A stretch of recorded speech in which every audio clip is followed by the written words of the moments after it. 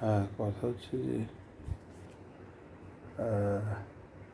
বাচ্চাদের শিক্ষার ব্যাপারে দুটো কথা বলতে চাইছি। বাচ্চাদের শিক্ষার ব্যাপারে বলতে গেলে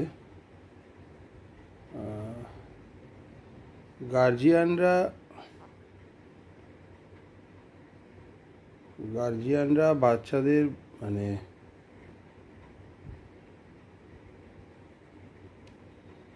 বললাম কথাটা গার্জিয়ানরা বাচ্চাদের আসলে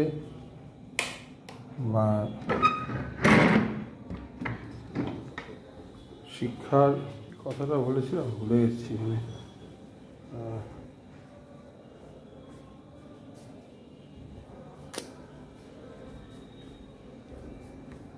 গার্জিয়ানরা বাচ্চাদের এডুকেশন পারচেস করতে চাইছে, এডুকেশন দিতে চাইছে না।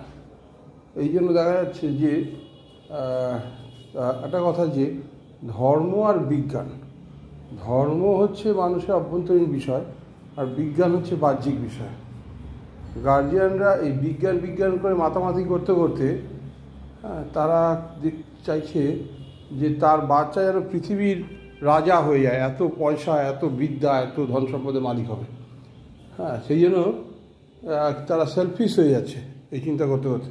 সেই জন্য তাদের বাচ্চারা দেখা যাচ্ছে কিছুই হতে পারছে না।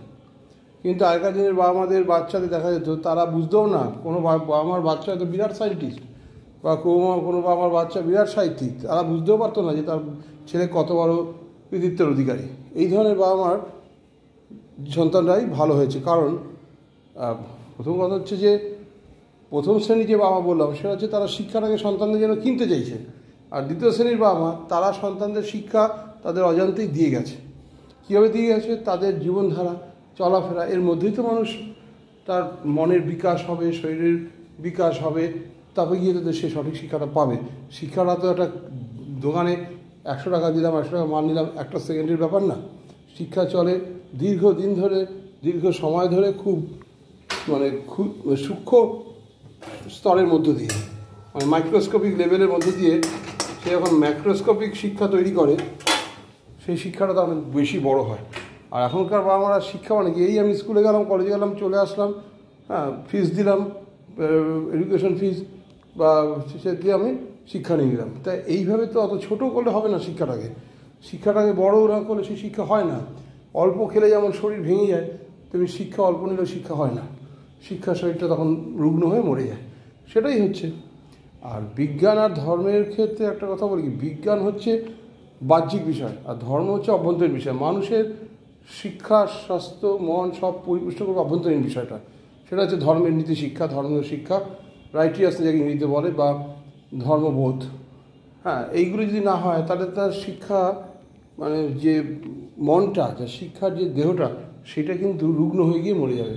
বাহ্যিক শিক্ষা, বাইরের জিনিস, সেটাকে আমি নিজের ভিতরের জিনিস বলে মনে করছি, তাহলে ভিতরের জিনিসটা যে ধর্মের বিষয়, সেই নীতি শিক্ষার বিষয়, সেটাকেও পুষ্ট করতে পারলাম না।